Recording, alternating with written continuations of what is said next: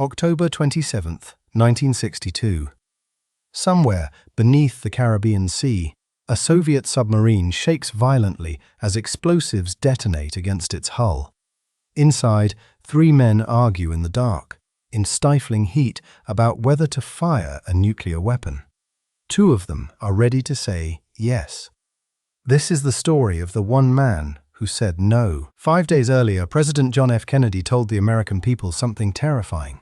The Soviet Union was secretly building nuclear missile bases in Cuba, 90 miles from Florida.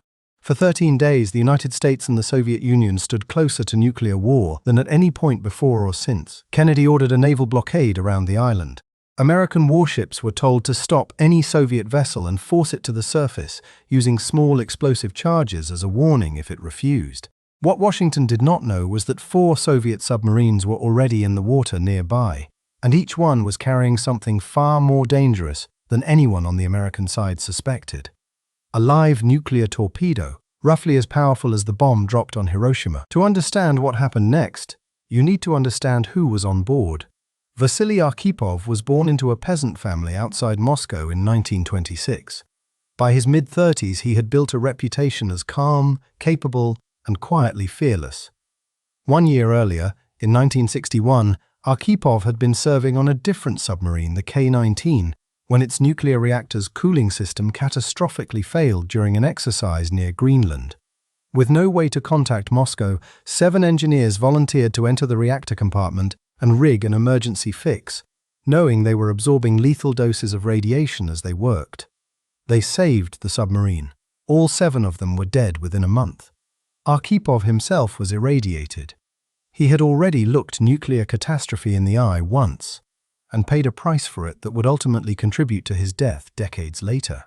By October of 1962, he carried that experience with him onto submarine B-59 as chief of staff of an entire flotilla of 4 vessels. B-59 was a diesel-powered attack submarine, never designed for the kind of prolonged underwater evasion it was about to endure.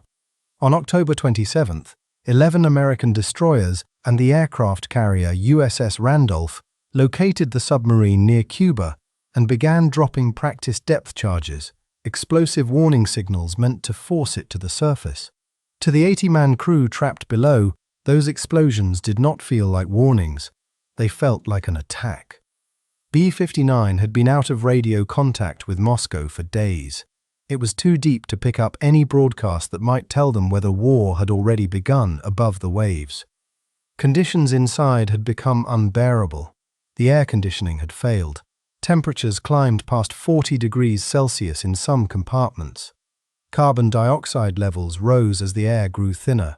Sailors were fainting at their stations. Captain Valentin Savitsky, exhausted and convinced the Third World War had already started, gave the order to arm the submarine's nuclear torpedo and prepare it to fire.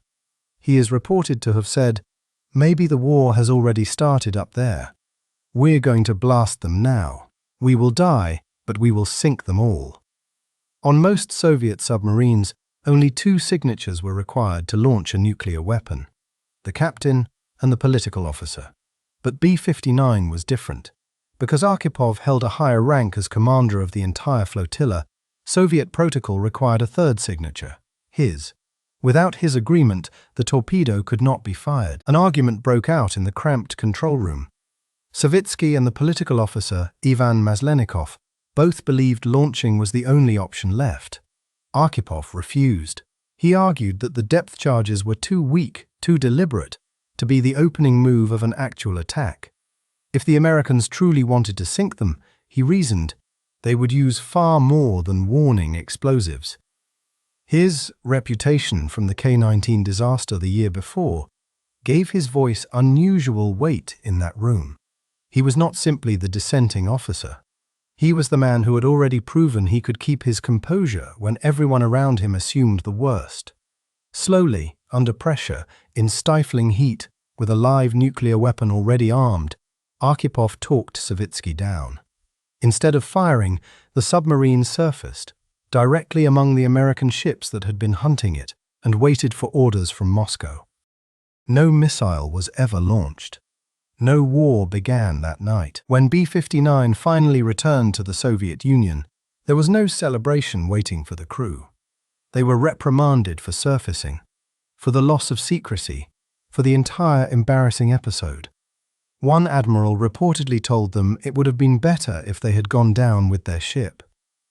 Arkhipov's wife later said he rarely spoke about what had happened that night, feeling that the ordeal and the decision that came out of it had never truly been appreciated. The full details of what almost happened on B-59 remained essentially unknown outside a small circle for 40 years. Arkhipov continued his naval career quietly.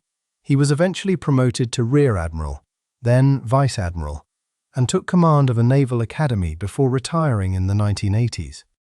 He died in 1998 from kidney cancer that many believe was linked to the radiation exposure from the K-19 accident decades earlier. At the time of his death, almost no one outside Russia knew his name. The full story only reached a global audience in 2002, 40 years after the crisis, at a conference marking its anniversary. Former US Secretary of Defense Robert McNamara, who had helped manage the crisis from the American side, said publicly that the world had come closer to nuclear war than anyone in Washington had realized at the time. Historian Arthur Schlesinger, who had advised President Kennedy, went further, calling it not just the most dangerous moment of the Cold War, but the most dangerous moment in human history. In 2017, nearly 2 decades after his death, Arkhipov's family accepted the first ever Future of Life Award on his behalf, an honor created specifically to recognize people who protected humanity's future at great personal risk for almost no reward. Two men disagree. The difference already can be told at all would face a saintly screen and make the same call. Different men, different rooms, same basic truth. The word dangerous moment in human history was not stopped by any missile defense system, any treaty, or any president. It was stopped by 3 tired men arguing in a stifling metal room under the ocean, and one of them refusing to say yes. 2 officers, 2 decades apart, both alone in a room with the fate of the world resting on their shoulders. Petrov had 10 minutes at a screen.